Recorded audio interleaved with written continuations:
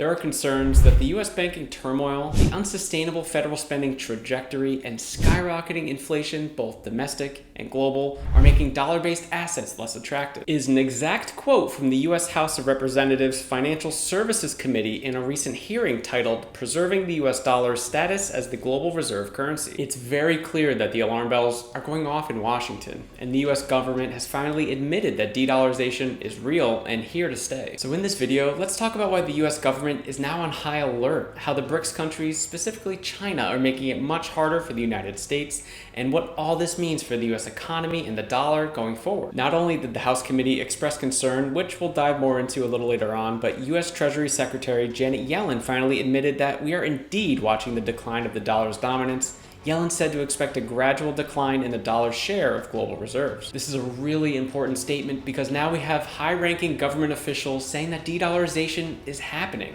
It's no longer a theory or speculation or even fear-mongering. The truth of the matter is all US assets are losing purchasing power, including the money in your checking account or retirement account. That money is losing value since the entire world is actively moving away from the dollar as their world reserve currency. Let's talk about some of the main reasons why the dollar is losing its value. The first is US fiscal policy, more specifically when the United States printed billions of dollars for COVID relief. Now, this came at a time when the country needed some stimulus to keep the economy going as people were losing their jobs, losing their savings, losing their housing, but that doesn't mean there wasn't going to be an economic blowback to come down the road. Take a look at this graph here, which shows the money supply in the United States. As you can see, it increases steadily until 2020 when there's a huge spike of dollars injected into the economy. There was no economic growth or output to support this. The next reason why the dollar is losing its value is its weakening demand as the world reserve currency. Right now, there are more countries in the world that are willing to move away from the dollar than those that want to continue relying on it as their main reserve asset and cross-border settlement currency. Here are some examples. The Chinese yuan recently passed the dollar as China's most used cross-border currency. Saudi Arabia has started accepting the yuan instead of dollars for oil transactions, impacting the strong petrodollar. Brazil and Argentina are spearheading a project to create a Latin American currency. The BRICS countries have shared the idea of creating a BRICS currency backed by gold, but that seems to be on the back burner for now, and during their upcoming summit at the end of August, it seems they'll focus on just using local currencies for the near future. Even strong allies to the United States, the European Union, have discussed the idea of becoming more autonomous from the dollar. Now, I get it, some of those ideas are still pretty speculative. Creating a new currency doesn't just happen overnight, but the rest of those ideas are very real and they're happening right now. It's just more proof how the world is making de-dollarization a priority and are trying to come up with more alternatives to the dollar. Now let's take that information and compare it to the report from the House Committee, because here's what they said. Though unlikely because of a lack of viable alternatives, over time, the USD could lose its position as the anchor currency for roughly 2/3 of world GDP.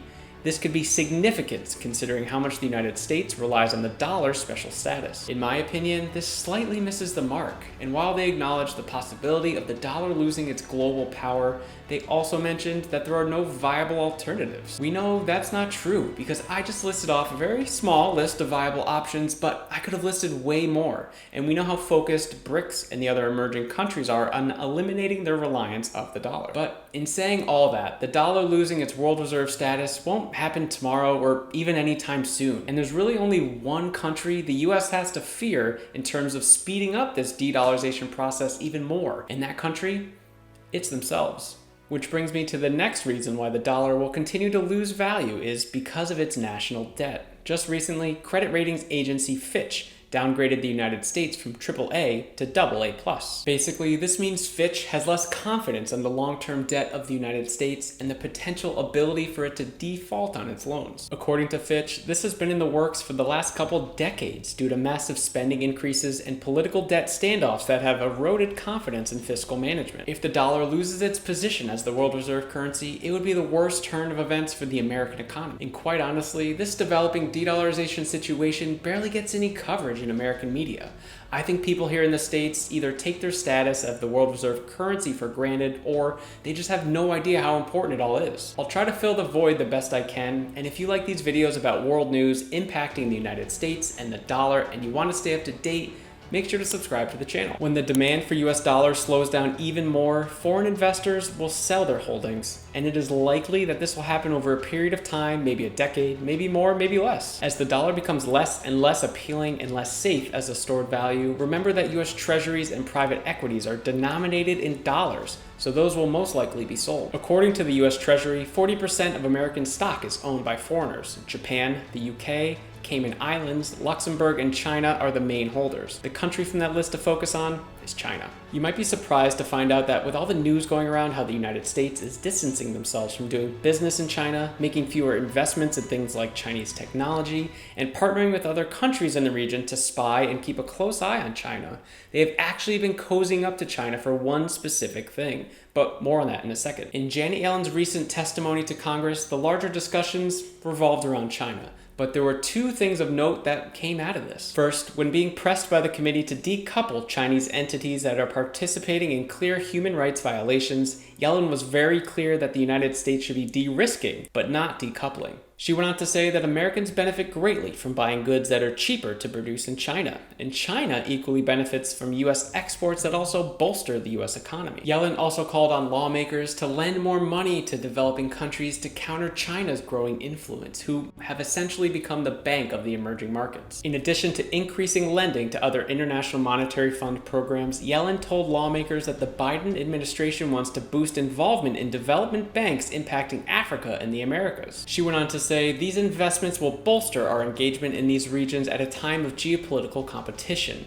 Lending to organizations like the IMF serves as an important counterweight to non-transparent, unsustainable lending from others like China. She gets a lot of heat usually for how she handles certain things, but she's not dumb. She understands economically that it's more important to maintain a positive contact with China to avoid catastrophic misunderstandings. The second thing that came from her testimony in front of Congress, and the main reason why the United States is all of a sudden now becoming all cozy with China, is the growing concern that China could just dump all of their US bond exposure, $846 billion worth. Congress instructed Yellen to make preparations and to be prepared for China just dumping all their US bonds overnight. The concern is understood because China has been dropping US bonds quickly. At the end of April 2019, China held over $1.1 trillion worth.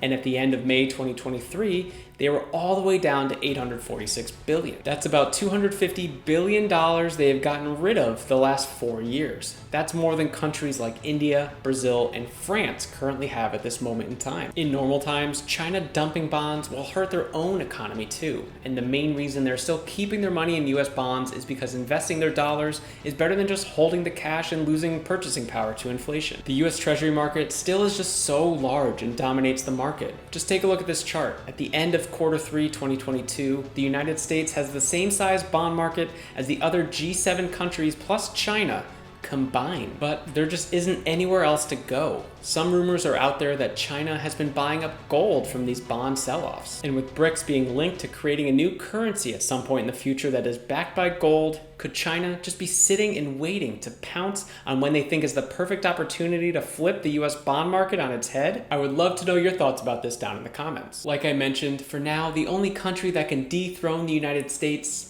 is the United States. Find out why poor fiscal policy and the government's obsession to politicize the nation's debt force them to lose their most important asset in this video here.